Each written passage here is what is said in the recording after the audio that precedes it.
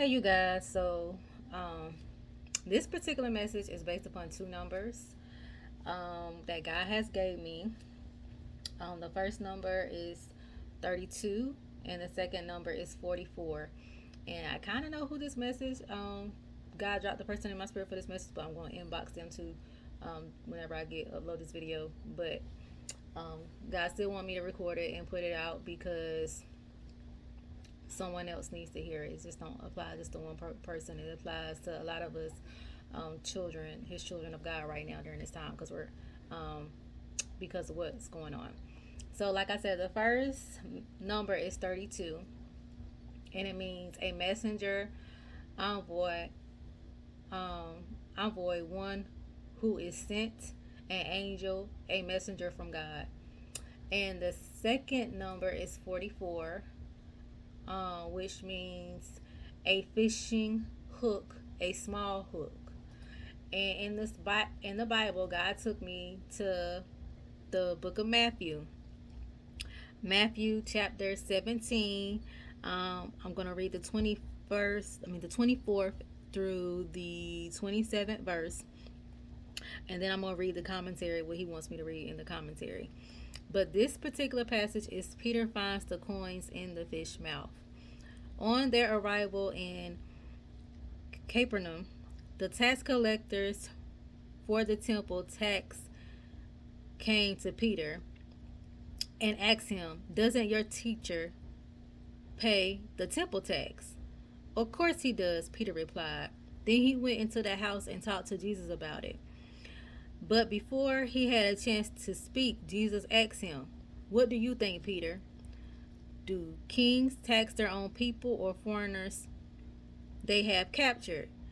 "They tax the foreigners," Peter replied. "Well then," Jesus said, "the citizens are free. However, we don't want to offend them, so go to the lake and throw in a line, open the mouth of the first fish you catch. You will find a coin. Take the coin and pay the tax for both of us." Okay? And the commentary reads, as usual, Peter answered a question without really knowing the answer, putting Jesus and the disciples in an awkward position. Jesus uses this situation, however, to emphasize his kingly role. Just as kings pay no tax and collect none from their family, Jesus the king owed no taxes. But Jesus applied the tax payment for both of him and Peter rather than offend those who didn't understand his kingship. Although Jesus supplied the tax money, Peter had to go get it. Ultimately, all that we have come to us from God's supply. Ultimately, all that we have comes from us from God's supply. But we may want but he may want us to actively be active in the process. Okay, I'm gonna read that part again. Ultimately, all that we have comes from God's supply, but he may want us to be active in the process. So, okay, I'm gonna read the second part of the commentary before I explain more. As God's people, we are foreigners on earth because our loyalty is always to our real king, Jesus. Still, we have to cooperate with the authorities and be responsible citizens. An ambassador to another country keeps the local laws in order to represent well the one who sent him.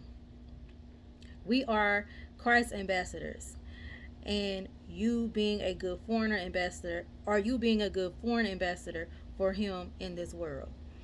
So, some of y'all are asking God to supply your needs, or you're asking God for something that He needs for you to supply. Um, and what God is saying is He's going to supply it, but He's going to send you instructions to go get it.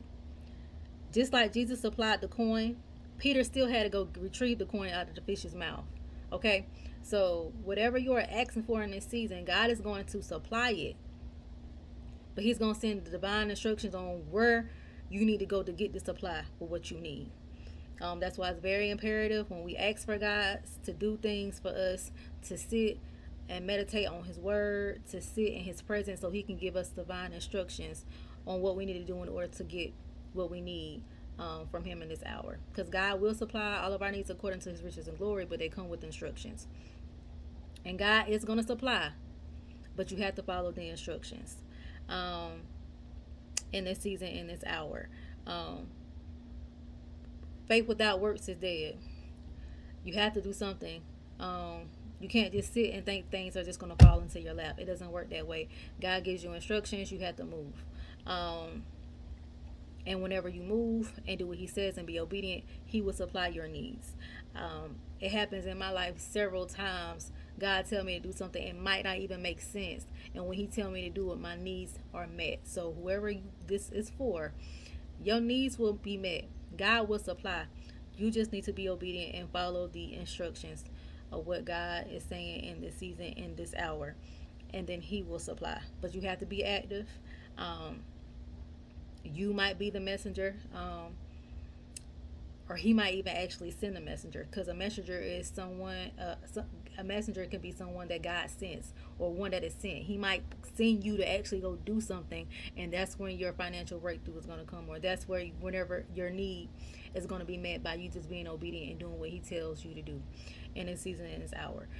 Okay, so your God is going to supply, but follow the instructions on what He's about to give you. But God will supply whatever you are asking for in this season.